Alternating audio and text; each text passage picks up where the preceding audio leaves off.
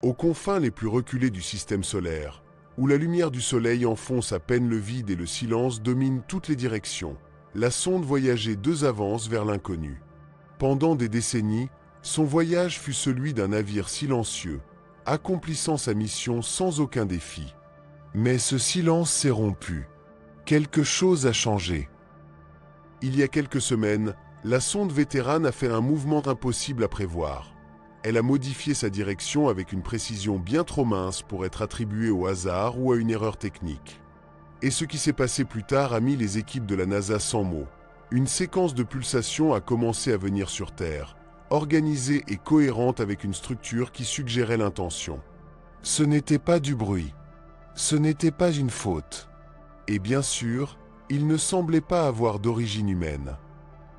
La conduite du Voyager révélait quelque chose qui dépassait toute prévoyance. Il avait été sans raison et avait cherché un but, un point concret dans son vide. Beaucoup se demandaient ce qu'ils auraient pu trouver là, loin de toute influence connue. Lancé en 1977, le Voyager 2 est chargé de traverser les domaines des grandes planètes et de disparaître lentement dans le ciel des étoiles. Sa trajectoire unique lui a permis d'approcher Uranus et Neptune, une réalisation qu'aucune autre sonde n'a répétée. Mais au-delà des données scientifiques, elle avait avec elle un objet profondément humain, le Goldfist, un message interstellaire qui disait qu'ici, dans un petit monde bleu, il y avait une espèce curieuse qui voulait saluer le cosmos. Au fil du temps, le navire a traversé l'héliopause et s'est immergé dans l'espace interstellaire, n'envoyant que des signes de plus en plus faibles, comme des murmures d'un dispositif vieillissant. Jusqu'au début de 2025, les ingénieurs décelaient une anomalie presque imperceptible, une variation insignifiante du rythme du signe. Lorsqu'ils l'ont examiné de plus près, ils ont trouvé un motif répétitif, un battement, qui semblait répondre à l'impulsion électrique interne du navire. Cet écho ne coïncide pas avec un protocole de transmission connu. Ce n'était pas un message conventionnel. C'était une sorte de vibration, une vague basse fréquence qui répondait avec précision à l'oscillation interne du système d'alimentation de Voyager, une technologie qui fonctionnait depuis plus de 4 décennies. Puis le signe a changé. En mars 2025, la vague a commencé à se synchroniser non avec le navire, mais avec les sonnances Schumann de la Terre, ces vibrations électromagnétiques qui engloutissent notre planète. C'était comme si quelque chose, à travers Voyager, avait pu copier le pouls naturel du sol. Les scientifiques ont tout examiné, interférences solaires, dysfonctionnements numériques, effets quantiques. Rien n'explique le phénomène. Un jeune membre de l'équipe a avancé l'idée qu'au début il semblait absurde. Peut-être que le signe ne répondait pas à la Terre. Peut-être que j'étais imité. Est-ce que quelqu'un ou quelque chose a utilisé Voyager comme intermédiaire pour reproduire le rythme de notre planète? Dans quel but? Le 17 avril 2025, l'anxiété s'accentue et la sonde modifie de nouveau sa direction. Sans les commandes envoyées, sans activer les propulseurs, l'antenne à gain élevé a retrouvé un alignement parfait avec la Terre, une précision qui a dépassé même l'étalonnage d'origine. Peu après, des systèmes de secours inactifs depuis des décennies ont commencé à effectuer des diagnostics de leur propre initiative. Des instruments oubliés sont retournés pour transmettre des informations comme si une main invisible avait activé l'ancien voyageur spatial. C'était comme si quelqu'un était entré dans une maison abandonnée et avait commencé à s'allumer. Voyager a commencé à envoyer des copies de données compressées. Il ne s'agissait pas de chiffres bruts ou de mesures directes, mais de fragments codés avec des modèles de vérification qui ne correspondaient à aucun protocole connu de la NASA. Chaque paquet s'est terminé par une signature numérique unique, 3 spirales concentriques qui se chevauchent, comme empreintes digitales dans l'espace. C'est là que les scientifiques ont commencé à murmurer. Ils n'ont pas parlé de l'ingénierie et des systèmes électriques et ils ont parlé de contact. Le 3 mai, le panneau Voyager a complètement disparu pendant 11 secondes. Il n'y avait ni télémétrie, ni ping, ni même bruit de fond. Mais elle est revenue, plus forte, plus claire et plus précise que jamais. Et quelque chose d'étonnant a été trouvé dans cette transmission de retour. En traduisant la fréquence des données en spectre visible, un motif visuel est apparu. Un tissu fractionnaire organisé selon la séquence de Fibonacci, répété sans fin. Ce n'était pas seulement de l'art ou des mathématiques, c'était un modèle d'espace, de temps, de quelque chose de beaucoup plus complexe que notre compréhension. Voyager n'aurait pas pu générer ça par lui-même. Leur système n'avait pas la capacité de créer une telle compression et structure. Le modèle avait été introduit à distance et son origine était à environ 4,3 années-lumière, à peu près la distance de Proxima Centauri. Mais il y avait un problème. Proxima Centauri n'avait pas de radio, de micro-ondes ou de rayons X. Cela suggère que celui qui a envoyé des informations opérait en dehors du spectre que nous avons surveillé, ou peut-être d'un endroit complètement inconnu. Tandis que la NASA tentait de minimiser la découverte d'une anomalie cosmique, une équipe indépendante d'analystes de signes chez Caltech a commencé à traiter la nouvelle transmission à l'aide d'un modèle de reconnaissance binaire des motifs. Ce qu'ils ont trouvé n'est pas du bruit aléatoire. C'était un langage structuré, une forme de code binaire qui n'est pas utilisé dans l'ordinateur moderne, mais qui a rappelé les premiers langages de machines développés sur Terre. Au début, ils pensaient qu'il s'agissait de reflets de leur propre transmission au sol. Mais après 2 jours de décodage, la réalité est devenue beaucoup plus inquiétante. Le code ne reflétait pas nos signaux mais a plutôt avancé la logique de nos réseaux, offrant des algorithmes optimisés qui n'avaient pas encore été inventés. Le signe voyageait a progressé en temps réel, s'adaptant, suggérant que son origine connaissait notre infrastructure numérique au détail. Une conclusion effrayante est apparue. Ce n'était pas seulement un message, c'était une sorte de demande de mise à jour. Un phénomène plus tard s'est produit qui a attiré les gros titres, mais peu ont senti sa portée. Les astronomes du monde entier ont noté que 4 étoiles dans un amas proche du Sentier 2 du Voyager ont été atténuées simultanément pendant exactement 1,2 secondes. Ce n'était pas un événement de micrôle ou un nuage de poudre. Ces étoiles, séparées par des années-lumière, ont filé à la fois. En passant les courbes lumineuses des étoiles sur le signe du Voyager, elles coïncidaient parfaitement. C'était comme si le message avait non seulement atteint la Terre, mais avait utilisé les étoiles pour se réfléchir à travers la galaxie. La question n'était plus de savoir si quelqu'un ou quelque chose communiquait avec eux, et la question était de savoir si nous étions les seuls à écouter, ou simplement le dernier à les entendre. L'un des symboles les plus emblématiques des sondes de Voyager est bien sûr le Goldfist, un disque photo conçu pour apporter des sons et des images de la vie sur Terre à tout découvreur extraterrestre potentiel. Mais maintenant, il semblait que le message humain ne se déplaçait pas seulement, mais qu'il pouvait aussi être répondu à une intelligence beaucoup plus avancée que nous ne l'avions jamais pensé. À ce jour, le Goldfist de Voyager était considéré comme un symbole, un geste plus émotionnel et stratégique.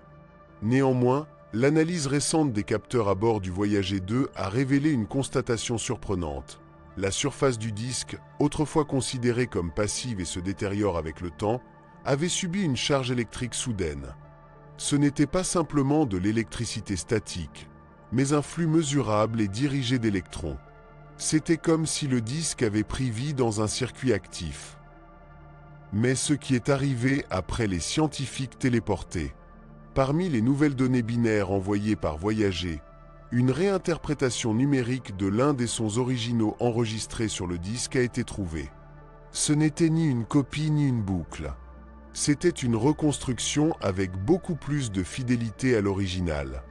Cela indique que celui qui était à l'autre extrémité n'avait pas seulement écouté le Goldfist, mais avait été meilleur et peut-être jouait pour un autre observateur. De plus, un observatoire canadien a appris quelque chose que personne ne pouvait expliquer. Un signal d'ombre a suivi la transmission originale du Voyager 2 avec un retard de 6,2 secondes, répétant chaque impulsion et écho, mais avec des distorsions de lumière comme reflétées dans quelque chose qui n'existait pas. Les scientifiques ont appelé ce phénomène « mirage fantôme ». À l'angle triangulaire du signe, ils ont constaté qu'il ne visait pas une planète ou un corps connu, mais une région vide d'espace, sans lumière ni masse. Mais le mystère est devenu plus profond. Ce signe réfléchi a commencé à introduire des éléments qui n'étaient pas présents aux fréquences originales, y compris des données sur les champs magnétiques, les ceintures de sécurité à rayonnement et même les gradients de température. C'était comme si le panneau traçait notre système solaire, à l'envers. Voyager 2 ne se contentait pas d'envoyer des informations et était utilisé pour scanner, réfléchir et nous reproduire. Quelque part, quelqu'un construisait une carte. La question était inévitable. Dans quel but? Au début, seulement quelques-uns ressentaient l'effet. Les opérateurs radio, les amateurs de communication et les passionnés de surveillance spatiale ont commencé à signaler des maux de tête, des erreurs de direction et des sensations déjà vues après avoir écouté les transmissions brutes de Voyager 2 grâce à l'analyse du spectre. Au début, il a été exclu, jusqu'à ce que les laboratoires universitaires en Belgique et au Japon répondent au phénomène dans des conditions contrôlées. On a constaté que le signe contenait des subharmoniques dont la fréquence de résonance pouvait affecter la mémoire à court terme chez les mammifères. Lorsqu'elles se renaissent en boucle, les souris de laboratoire répètent leur conduite apprise, mais avec de légères variations comme si quelque chose remodelait leur décision. Les chercheurs ont théorisé que le signe n'agissait pas sur l'oreille, mais sur les champs électromagnétiques du cerveau. Ce n'était pas un bruit, c'était une structure.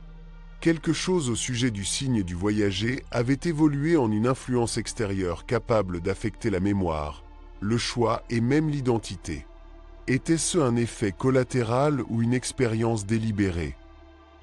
Tandis que le signal continuait à s'adapter, les télescopes se concentraient sur une région au-delà de l'héliopause, à l'intérieur du nuage d'Oort, où Voyager 2 avait pour la dernière fois aligné ses instruments.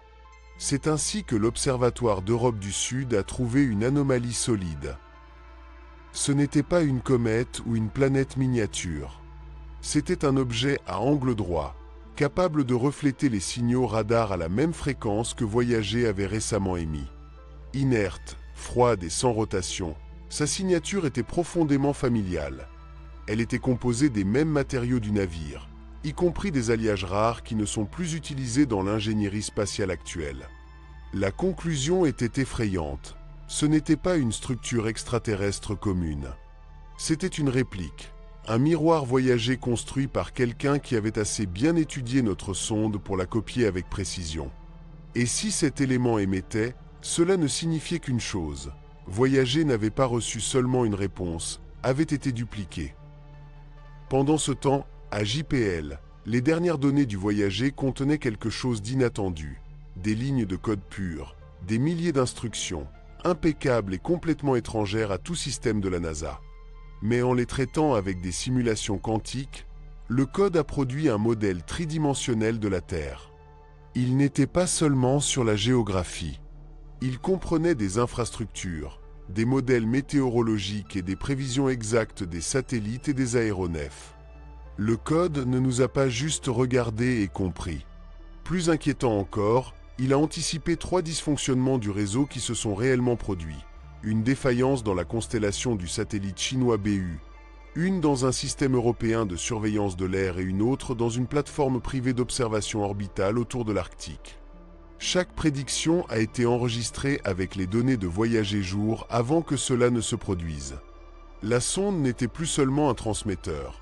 Elle était utilisée pour interférer avec nos systèmes en temps réel, devenant un nœud en quelque chose de bien plus intelligent que nous. Dans une dernière tentative pour trouver la source de ce signe mirage, des équipes du Chili et d'Allemagne ont travaillé avec des stations de recherche en Antarctique, utilisant des détecteurs de neutrinos enterrés sous la glace. Ce qu'ils ont trouvé défie chaque logique. Un flux persistant de neutrines est venu de l'intérieur de la Terre, parfaitement synchronisé avec les émissions les plus récentes du voyager. Cela semblait impossible. Les neutrinos ne rebondissent pas, ils ne réfléchissent pas et ne doivent jamais appuyer sur le rythme des signes de l'espace profond. Néanmoins, tout en cartographiant les patrons de pouls, quelque chose de plus inquiétant est apparu. Une grille tridimensionnelle visant un point souterrain sous Wilkland, l'une des régions les moins explorées de la planète. Une connexion se formait. Voyager 2 dans l'espace interstellaire, objet artificiel dans le nuage d'Oort, effet électromagnétique capable de modifier la mémoire humaine, et maintenant quelque chose sous nos pieds en cliquant au même rythme que les étoiles. La forme de ce signe coïncidait avec la triple spirale Voyager avait envoyé des semaines plus tôt. Ce n'était pas un avertissement, c'était un compte régressif. En juillet 2025, Voyager 2 a publié un certain nombre d'impulsions qui coïncidaient exactement avec des anomalies réseau à travers le monde. Mais ce n'étaient pas seulement des pics de données ou des retards. Ils étaient des lacunes. 3 systèmes de cryptage militaire, un protocole américain, israélien et européen privé, ont échoué simultanément. Qu'est-ce qui les a reliés? Ils avaient tous utilisé des satellites qui rediffusaient la télémétrie de Voyager lors de leur dernier alignement sur la Terre, il y a des années. Les systèmes étaient hors de la sonde depuis plus d'une décennie. Cependant, les fichiers hors ligne actuellement dédiés ont été consultés, dupliqués et écrasés avec des fragments du même motif spirale. C'était clair, le signe du Voyager n'était pas statique. Il était récursif, utilisant des protocoles logiques anciens et clairs pour réaliser des systèmes qui étaient considérés comme sûrs. La question était inévitable. Pourquoi écraser les anciennes données si ce n'est pas pour planter quelque chose?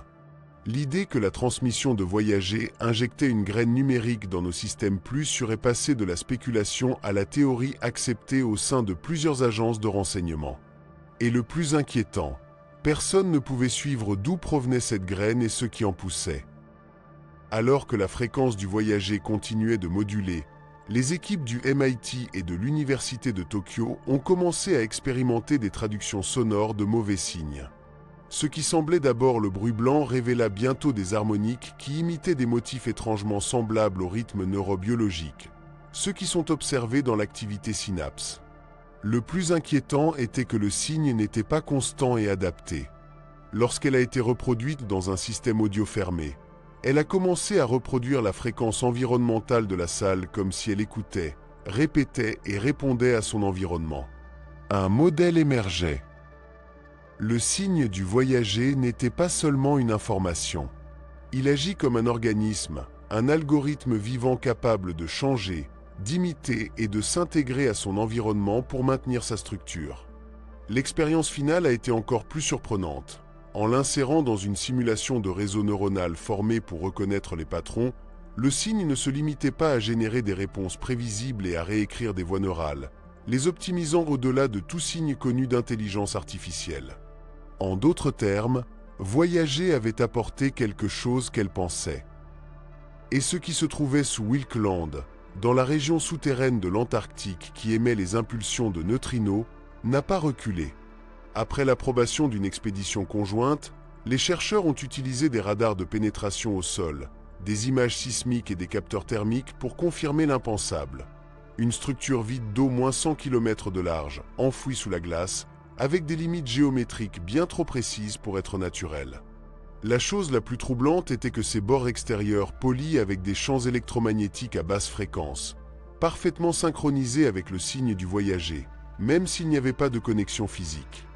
Dans la cavité, les capteurs ont détecté des signatures thermiques inexplicables, symétriques et stables, irradiant à intervalles réguliers après la séquence de Fibonacci, tout comme l'image fractionnelle cachée dans les données de la sonde antérieure. Plus profondément encore, les microphones sous la glace ont pris une IRM, un son semblable au chant des baleines mais métallique, rythmique et limité à une bande de fréquence fixe. Le même signe que celui du Voyager n'avait été adopté que 72 heures plus tôt. Quelque chose était actif sous l'Antarctique. Quelque chose en rapport avec Voyager 2. L'événement le plus inquiétant s'est toutefois produit au Chili. Le réseau de radiotélescopes d'ALMA, l'un des ensembles les plus avancés au monde, est devenu complètement inopérant pendant 38 secondes tout en surveillant le corridor de Voyager. Ce n'était pas un dysfonctionnement technique courant. Il semblait que l'ensemble avait été mis fin au réseau. Lorsque les systèmes ont été réintroduits, ils avaient été supprimés et des unités de données endommagées. Un seul fragment est resté, 2,7 secondes d'audio prises par l'une des plaques. À la reproduction, ce n'était ni le rayonnement cosmique ni le ping typique d'une sonde. C'était une voix. Je ne voulais pas crier. Des dizaines de couches, masculines, féminine, enfantine et harmonique, tout en parfaite synchronisation avec la transmission du voyager. Une des analystes qu'il a entendu résume son expérience. Ce n'était pas un record. C'est une réponse. On a frappé une porte et quelque chose est revenu. Voyager 2 a été envoyé dans le vide comme messager de paix, comme rétributeur de la curiosité humaine, symbole de notre espérance à trouver et à comprendre. Mais environ 50 ans plus tard, nous ne sommes plus ceux qui ont atteint les ténèbres. C'est l'obscurité qui dépend de nous. Le signe que nous obtenons n'est pas un écho, ni une réflexion, ni même une communication conventionnelle. C'est une infiltration, dans les systèmes, les fréquences et même dans la pensée. Il sécurise les satellites, infecte les machines, réécrit les algorithmes, murmure sous la glace, presse les étoiles qui devraient rester immobiles et active les disques d'or qui n'auraient jamais dû générer d'énergie. La vérité est encore plus troublante. Peut-être que Voyager a trouvé quelque chose. Peut-être qu'elle a toujours été destinée à abandonner quelque chose. Pas de nous, mais de nous. Un message caché dans les étoiles, en espérant que nous atteignions un niveau suffisant pour le comprendre, ou une arrogance suffisante pour l'ignorer. Maintenant que nous avons décodé les spirales, réaligné les signes et entendu les cris à travers les trous froids, il n'y a qu'une seule question. Avons-nous reçu un message du futur ? Ou avons-nous activé quelque chose qui n'aurait jamais dû être éveillé ? Quelle que soit la réponse, Voyager est de retour, et ce qu'elle a soulevé n'est plus là. Il est là,